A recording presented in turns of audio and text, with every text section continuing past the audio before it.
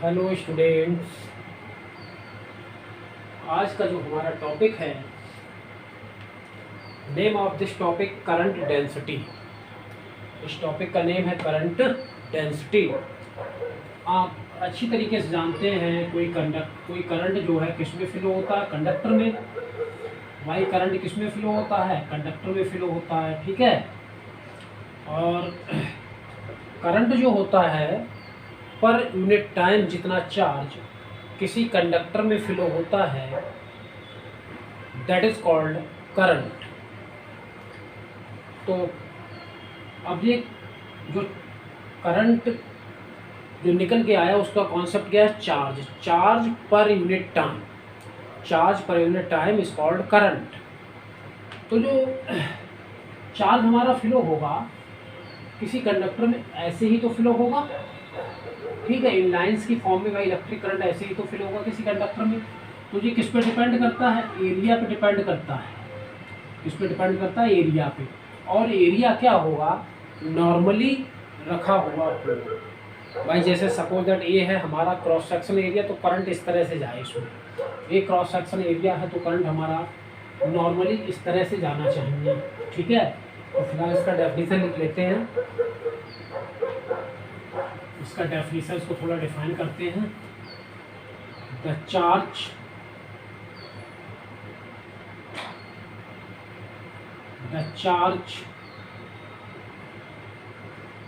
या the electric current per unit area. ठीक है, the charge per unit area, the charge per unit area of the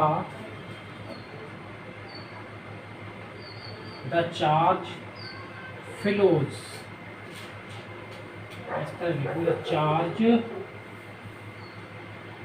the charge flows through per unit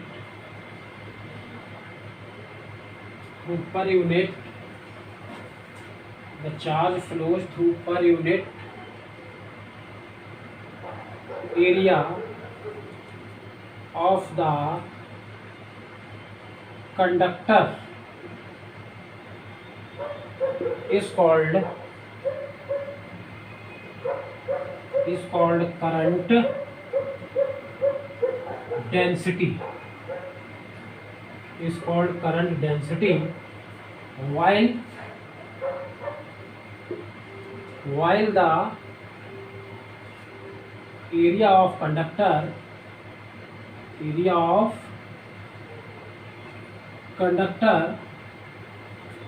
is normally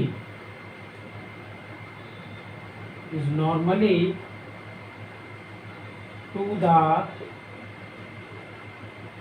direction of conductor. Clear?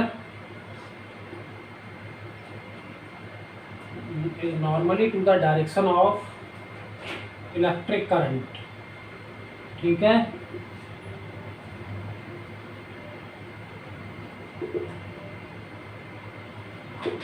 तो देखिए definition ये भी ठीक है, और जो मैंने नोट्स आपको आज प्रोवाइड करूँगा उसमें भी डेफिनेशन ठीक है। दोनों जगह यहाँ पर भी उसी डेफिनेशन का वही मीन्स निकलता है जो नोट्स मैं आपको दूंगा वहाँ पर जो होगा। दोनों डेफिनेशन का एक ही मतलब रहेगा, मतलब दोनों डेफिनेशन का एक ही मतलब होगा। The charge flows through per unit of the conductor, the charge flows through per unit area of the conductor is called current density, while the area of conductor is normally to the direction of electric current. ठीक है। जैसे मान लीजिए कोई pipe है, किसी pipe से हम वाटर को फ्लो करते हैं, तो पाइप क्या होगा, और इसका ये है, दिस इज द नॉर्मली, ये इसका एरिया वेक्टर कैसा है, this is the area vector. Clear? तो जो पाइप में वाटर फ्लो होगा तो वो एरिया वेक्टर की तो अलोंग फ्लो होगा। एरिया वेक्टर कैसा रखा होता है, just perpendicular to the flow of direction of water. Direction of water का एरिया कैसा होता है, जस्ट परपेंडिकुलर होता है, ठीक है। तो ये एरिया रखा हुआ है और इसमें वाटर एरिया वेक्टर के अलाउंग ही तो फ्लो हो रहा है, ठीक है। तो जब एरिया वेक्टर के अलाउंग फ्लो हो रहा है तो इसका मतलब जो एरिया होगा, क्रॉस सेक्शन एरिया होगा, वो हमारा जस्ट कैसा रखा होगा, इसके वाटर के डायरेक्शन का जस्ट परपेंडिकुलर होगा, ठीक है, नॉर्मली होगा। अगर मान लीजिए अब इस तरह से देखिए, इस तरह से हमने रखा हुआ है, मैं आपको ऐसे समझाता हूँ। Suppose that this is a pipe, ये कोई पाइप है और हमें इसमें से वाटर फ्लो करना है, तो वाटर इसी तरह से फ्लो होगा। और मान लीजिए मैंने इसको ऐसा रख दिया है, तो क्या वाटर इसमें से फ्लो होगा, नहीं होगा। तो हमें इसको कैसा रखना पड़ेगा, नॉर्मली रखना पड़ेगा। मतलब कैसा रखना पड़ेगा, जो फ्लो का डायरेक्शन है उसके जस्ट परपेंडिकुलर रखना पड़ेगा। फ्लो का डायरेक्शन कैसा रखना पड़ेगा, जस्ट परपेंडिकुलर, तभी तो इसमें वाटर फ्लो होगा। तो इसे हम बोलते हैं नॉर्मली। ये वाटर का डायरेक्शन है, this is the direction of water. और ये क्या है, क्रॉस सेक्शन एरिया है किसी कंडक्टर का, ठीक है। और similarly this is the direction of electric current या डायरेक्शन ऑफ चार्ज, और this is the area of cross section of the conductor. अगर मान लीजिए इसको एरिया को हमने ऐसा कर दिया, क्या इसके थ्रू कोई करंट या कोई चार्ज फ्लो होगा, नहीं फ्लो होगा। क्लियर। तो डिपेंड किस पे करता है, एरिया पे डिपेंड करता है। किस पे डिपेंड करता है, जो करंट डेंसिटी है वो एरिया के डायरेक्शन पे डिपेंड करता है, या फिर ऐसा बोल सकते हो एरिया के डायरेक्शन पे डिपेंड करता है, या फिर ऐसा कह सकते हो कि एरिया जो है करंट के डायरेक्शन पे डिपेंड करता है, ठीक है। तो एरिया को हमें रखना है। अगर एरिया क्रॉस सेक्शन एरिया हमने नॉर्मली रखा है तब तो इसमें से करंट फ्लो होगा, इस तरह से रखा तो इसमें से कोई भी करंट फ्लो नहीं होगा। अगर हम थोड़ा सा इसको मान लीजिए टर्न कर देते हैं तो इसमें करंट तो फ्लो होगा, लेकिन अमाउंट ऑफ करंट डिक्रीज हो जाएगा। जब अमाउंट ऑफ करंट डिक्रीज होगा तो करंट डेंसिटी भी डिक्रीज हो जाएगी। Okay, I hope you understood clearly, आपकी समझ में अच्छे से आ गया होगा। तो ये कौन सी क्वांटिटी है, एरिया ऑफ डायरेक्शन पे डिपेंड करता है, तो this is a vector quantity. Current density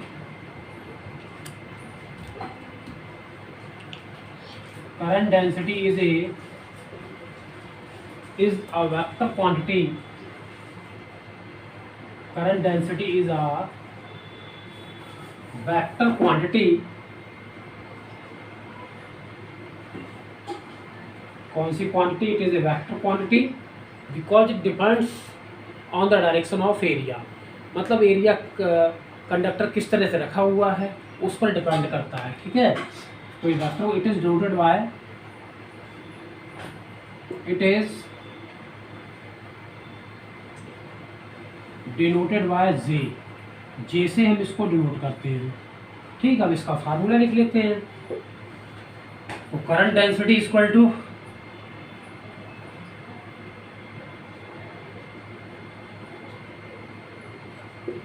current density equal to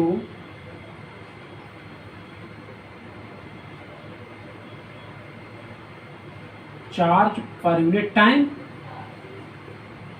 charge per unit time, charge per unit time, area of conductor, charge per unit time area of conductor, charge per unit time, it is called electric current. इसे हम क्या बोलते हैं, electric current बोलते हैं। तो electric current पर unit time, second definition is electric current पर unit time flows through a conductor, normally flows through a conductor. ऐसे लिख सकते, नॉर्मली करंट पर unit time normally flows through the conductor is called current density. Okay, तो ठीक है, एक definition इसका और बना लेते हैं अकॉर्डिंग टू फार्मूला, कोई दिक्कत तो होगी नहीं। ओके, इसको जे से डिनोट करते हैं, तो यहाँ पर कुछ इस तरह से फार्मूला लिख लेते हैं, J equal to current upon area, ठीक है। एरिया यहाँ पर वेक्टर क्वांटिटी है, तो करंट डेंसिटी भी एक वेक्टर क्वांटिटी होगा। तो डेफिनेशन इस बेस पे हम कैसे निकाल सकते हैं? Hence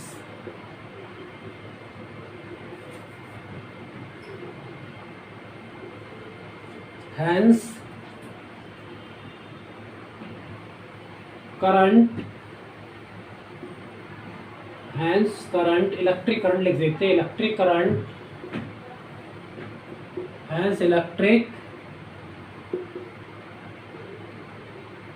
current normally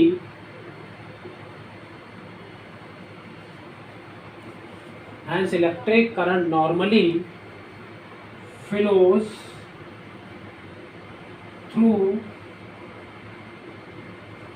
through per unit area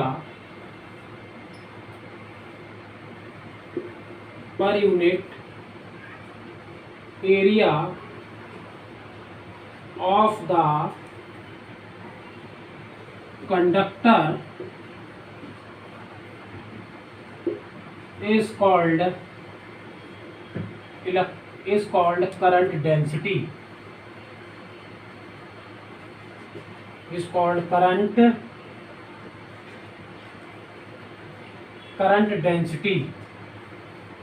ठीक है, electric current normally flows through per unit area of the conductor is called current density.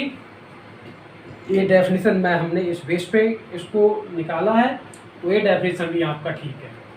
Okay, electric current normally flows through per unit area of the conductor is called current density. अब थोड़ा इसको हम और समझते हैं, vector quantity देखिए किस तरह से होता है। सपोज दैट कोई हमने पार्ट यहाँ पर ए लिया, इसमें एरिया जस्ट हमारा कैसा रखा हुआ है? परपेंडिकुलर रखा हुआ है। एरिया ऑफ कंडक्टर कैसा रखा है? परपेंडिकुलर। ठीक है, तो इसमें से क्या फ्लो हो रहा है? इलेक्ट्रिक करंट फ्लो हो रहा है, इलेक्ट्रिक करंट की लाइंस फ्लो हो रहा है, मतलब इलेक्ट्रिक फ्लक्स फ्लो हो रहा है। यहाँ पर ये देखिए, ये तो this is the electric current I, और इसका एरिया वेक्टर कैसा है? जिस डायरेक्शन में इलेक्ट्रिक करंट फ्लो हो रहा है उसी डायरेक्शन में है, नॉर्मली रखा हुआ है। तो जिस डायरेक्शन में करंट फ्लो हो रहा है 1 2 3 4, यहाँ पर कितने लाइंस फ्लो हो रहे हैं? 4 लाइंस फ्लो हो रहे हैं भाई। यहाँ पर इलेक्ट्रिक करंट की जो अमाउंट की जो लाइंस है वो कितने लाइंस फ्लो हो रहे हैं? 4 लाइंस फ्लो हो रहे हैं। ठीक है, तो यहाँ पर जो एंगल है दोनों के बीच में क्या है? 0 एंगल है। ठीक है, मतलब हमने जिस तरफ हमारा ए है उसी साइड हमारा एन है, इसका नॉर्मल भी इसी साइड होगा, एरिया वेक्टर का जो नॉर्मल होगा वो भी इसी साइड होगा। ठीक है, और एरिया वेक्टर करंट के डायरेक्शन में, करंट के डायरेक्शन में क्या है? एरिया वेक्टर, और एरिया कैसा रखा हुआ है? परपेंडिकुलर रखा हुआ, तो एरिया वेक्टर भी करंट के ही डायरेक्शन में होगा। ठीक है, तो और सेकंड पार्ट में हमने क्या किया? यहाँ पर बी पार्ट में हमने थोड़ा सा एरिया हॉरिजेंटल रखा हुआ है जी, इस तरह से मान लीजिए, इस तरह से रखा हुआ है, ये ऐसा, ये देखिए इसको ऐसा, ये दिखाई दे रहा है, इस तरह से रखा हुआ है। अब हमने थोड़ा सा इसको क्या कर दिया? इस तरह से कर दिया। अब इस वाले पार्ट में हम इसको क्या करेंगे? थोड़ा सा इस तरह से हमने हॉरिजेंटल से थोड़ा सा इसको एक बिल्कुल वर्टिकल रखा हुआ हॉरिजेंटल प्लेन पे, एक हॉरिजेंटल प्लेन पे कैसा रखा हुआ है? बिल्कुल करंट के डायरेक्शन का नॉर्मली है, मतलब करंट के डायरेक्शन कैसा है? परपेंडिकुलर है। और इसी एरिया को हमने क्या किया? पार्ट बी में हमने कुछ इस तरह से रख दिया। ठीक है, इस तरह से ऐसे रख दिया, तो एरिया वेक्टर तो हमारा करंट के ही डायरेक्शन में रहेगा। जो एरिया वेक्टर का डायरेक्शन होगा वही हमारा करंट का डायरेक्शन होगा। नहीं, ये देखिए, जो नॉर्मल का डायरेक्शन होगा और वही हमारा किसका डायरेक्शन? करंट का। लेकिन जो एरिया वेक्टर होगा वो यहाँ से कितने डिग्री के एंगल पे जा रहा है? वो यहाँ से देखिए एरिया वेक्टर कितना एंगल बना रहा है, यहाँ से थीटा डिग्री एंगल बना रहा है, ये थीटा डिग्री। तो ये करंट जो है हमारा किस पे डिपेंड करता है भाई, करंट यहाँ से अगर हम इसको कट कर ले तो करंट किस पे डिपेंड करता है, ए एन पे डिपेंड करता है। करंट किसके अलाउंग जा रहा है, इस ए एन के अलाउंग जा रहा है। करंट किसके अलाउंग जा रहा है, इसके नॉर्मल जो परपेंडिकुलर कंपोनेंट उसके अलाउंग जा रहा है। इस वाले कंपोनेंट के तो अलाउंग नहीं जा रहा भाई, इस कंपोनेंट के अलाउंग नहीं जा रहा है। किसके अलाउंग जा रहा है, इसका जो नॉर्मल कंपोनेंट है उसके अलाउंग जा रहा है। क्लियर। तो यहाँ से देखिए कॉस थीटा इक्वल टू क्या हो जाएगा, बेस अपॉन हाइपोटेनियस। परपेंडिकुलर तो हम ले नहीं सकते, ये परपेंडिकुलर क्या लिया जा सकता, नहीं लिया जा सकता। कोई करंट इसके अलाउंग जा रहा है भाई, इस लाइन के अलाउंग थोड़े ना करंट जा रहा है, इसके अलाउंग करंट नहीं जा रहा है, मतलब परपेंडिकुलर कंपोनेंट के अलाउंग करंट नहीं जा रहा है। किसके अलाउंग जा रहा है, इसके हॉरिजॉन्टल जो है उसके अलाउंग करंट जा रहा है, इसके अलाउंग हॉरिजॉन्टल कंपोनेंट के अलाउंग करंट जा रहा है। एरिया वेक्टर के हॉरिजॉन्टल कंपोनेंट के अलाउंग करंट जा रहा है, वर्टिकल कंपोनेंट के अलाउंग करंट नहीं जा रहा है। इसीलिए हमें इसको नॉर्मली रखना पड़ता है, तभी हम मैक्सिमम करंट किसी कंडक्टर में फ्लो कर सकते हैं। ठीक है। तो कॉस मैक्सिमम करंट या मैक्सिमम चार्ज फ्लो करते तो कॉस थीटा इक्वल टू पर बेस अपॉन हाइपोटेनियस, बेस कितना है एन और हाइपोटेनियस कितना हो जाएगा ए। अब देखिए मैग्नीट्यूड के केस में वेक्टर साइन हट जाता है, याद रखिएगा। तो यहाँ से हमें किसका वैल्यू निकालना, ए एन का, क्योंकि ए एन पर ही तो करंट डिपेंड करेगा भाई। करंट किसके अलाउंग है, ए एन के अलाउंग है, इसके नॉर्मल के अलाउंग जा रहा है करंट। ठीक है। हॉरिजॉन्टल कंपोनेंट के अलाउंग जा रहा है, तो करंट इस पर डिपेंड करेगा, क्योंकि इसका और इसका एक सेम डायरेक्शन, तो इस पर डिपेंड करेगा ना, तो हमें इसका वैल्यू निकालना पड़ेगा। तो ए एन इक्वल टू क्या आ जाएगा, A cos theta. A N equal to A cos theta, ये हमारे पास आ गया। तो करंट डेंसिटी का जो फार्मूला हमारा बनेगा, जे इक्वल टू आई अपॉन, पहले तो ए के अलाउंग जा रहा था, तो यहाँ पर फार्मूला क्या आ जाएगा, जे इक्वल टू, इस डायग्राम में फार्मूला आएगा जे इक्वल टू आई अपॉन ए। लेकिन अब क्या है, अब ये परफेक्टली कैसा है, नॉर्मल रखा हुआ करंट के डायरेक्शन के। अभी हमारा नॉर्मली नहीं रहा करंट के डायरेक्शन के। ठीक है। अभी हमने थोड़ा सा वैसा रख दिया इसको, हॉरिजॉन्टल प्लेन के थोड़ा सा हमने इसको इस तरह से थीटा एंगल पे मोड़ दिया है। ठीक है। तो जे इक्वल टू आई, आई अब किस पे डिपेंड करेगा, ए एन पर, और ए एन का वैल्यू कितना है, यहाँ से जे इक्वल टू आई और वैल्यू ऑफ ए एन कितना है, this is a cos theta. ये वैल्यू जो है हमारा ये कॉस थीटा है। यहाँ से हम आई का वैल्यू निकालेंगे, यहाँ से हम आई का वैल्यू कैलकुलेट कर लेंगे। तो आई इक्वल टू कितना आ जाएगा हमारे पास, बताइए। आई इक्वल टू हमारे पास कितना आएगा, आई इक्वल टू जो हमारे पास आएगा, आई का वैल्यू निकालेंगे। तो आई इक्वल टू आ जाएगा, आई इक्वल टू आ जाएगा जे इंटू ए, जे ए कॉस थीटा। ठीक है। तो ए आ गया हमारा। अब देखिए थीटा अगर हम यहाँ पर, अगर ये हमारा नॉर्मली लेंगे, इसके बीच एंगल अगर हम 0 लेते हैं, यहाँ पर देखिए ए और ए एन और आई के बीच एंगल क्या है, 0 है, तो करंट डेंसिटी मैक्सिमम होगी। यहाँ पर एंगल थीटा, तो करंट डेंसिटी कुछ कम हो जाएगी। अगर मान लीजिए एंगल यहाँ पर 0 है, जब एंगल क्या होगा, 0 होगा, और 0 एंगल कब होगा, जब हम क्या रखेंगे, इसको नॉर्मली रखेंगे, इसको नॉर्मली रखेंगे और करंट ऐसा जाता होगा।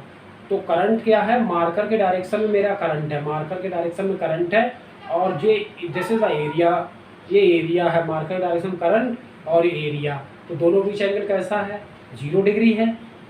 और थोड़ा सा हमने इसको ऐसा रख दिया, तो क्या दोनों के बीच एंगल आपको 0 दिखाई दे रहा है, ये तो ऐसा रहा अपनी डायरेक्शन में, तो दोनों के बीच एंगल 0 नहीं। अब एंगल देखिए कुछ ना कुछ बनेगा, तो वही थीटा यहाँ पर बन रहा है। ओके। तो इन वेक्टर भाई कौन सी क्वांटिटी होती है, वेक्टर क्वांटिटी होती है, वेक्टर नोटेशन। अब हम वेक्टर नोटेशन इसको लिख सकते हैं, इन वेक्टर नोटेशन। तो वेक्टर नोटेशन इसको लिखने के लिए आई इक्वल टू क्या करेंगे, आई इक्वल टू जे पर वेक्टर लगाएंगे, वेक्टर ऑन जे। और कॉस थीटा जब होता तो कौन सा प्रोडक्ट होता है, dot product A J dot A.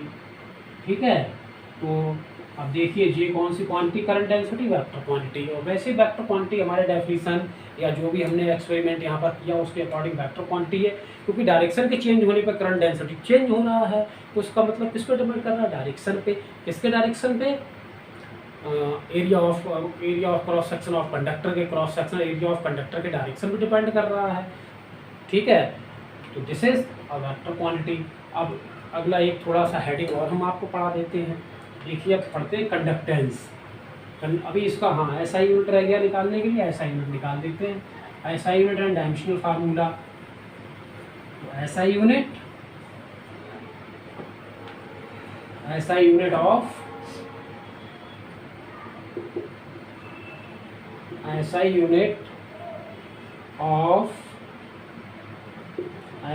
Of current density. ठीक है, ऐसा यूनिट ऑफ करंट डेंसिटी। तो इसका फार्मूला होता है करंट डेंसिटी का, what is the formula of current density, J equal to I upon A, J equal to I upon A. ऐसा unit of current density, J equal to I upon A. ठीक है, आई का क्या हो जाएगा, ampere, और area का क्या हो जाएगा, मीटर स्क्वायर। तो this will be metre square, ऊपर जाएगा माइनस का हो जाएगा, एम्पियर पर मीटर स्क्वायर। ठीक है, एम्पियर पर मीटर स्क्वायर। इसी तरह इसका डायमेंशनल फार्मूला। तो देखिए डायमेंशनल फार्मूला इसका क्या हो जाएगा, dimensional formula of current density. Dimensional formula of current density, dimensional formula current का कितना होता है, इलेक्ट्रिक करंट का, कैपिटल ए, और मीटर कैपिटल एल, पावर कितनी, -2। तो A L power -2। Clear, I think आपकी समझ में अच्छी तरीके से आई गया होगा ये। अब नेक्स्ट हेडिंग की तरफ हम मूव करते हैं, नोट कर लीजिए यहाँ से, अदरवाइज नोट्स आपको दे देंगे। तो नेक्स्ट हेडिंग इज कंडक्टेंस। तो देखिए कंडक्टेंस क्या होता है, conductance, the reciprocal of resistance is called conductance. The reciprocal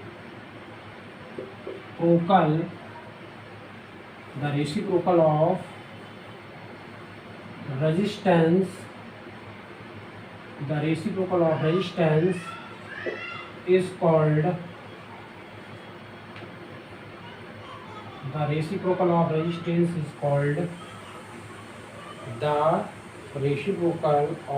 resistance is called conductance। इसे हम कंडक्टेंस बोलते हैं। The reciprocal of resistance of a conductor of a material, the reciprocal of resistance of a conductor of a material. ठीक है, तो आप समझते ही हैं, ओके, किसी कंडक्टर का ही रेजिस्टेंस होगा, is called conductance. It is denoted bye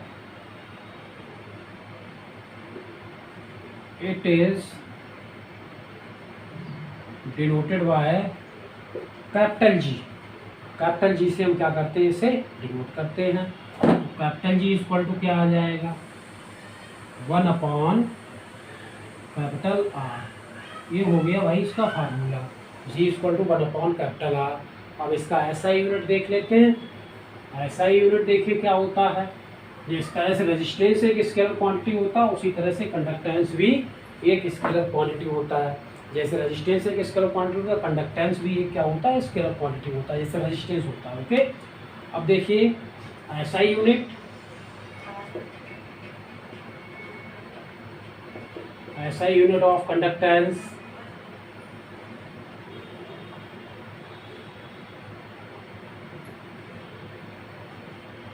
ऐसा unit of conductance 1 upon resistance का क्या होता है ओम, OHM। इसको ऊपर ले जाएंगे तो ओम पावर -1। या हम सिंबल भी लिख सकते हैं इसका ओम का, this is the symbol of ohm power -1। और इसी को बोलते हैं और। दूसरा उसका होता है MHO, मोह। और साइमन, क्योंकि साइमन एक साइंटिस्ट थे, उनके दिमाग में ही, उनके माइंड में ही इसका कॉन्सेप्ट आया कंडक्टेंस का। उनको ऑनर देने के लिए हमने इसको एस से डिनोट कर दिया, ठीक है। तो एक क्या होता है, स्केलर क्वांटिटी होता है, क्योंकि रेजिस्टेंस एक स्केलर क्वांटिटी है। Okay, thank you.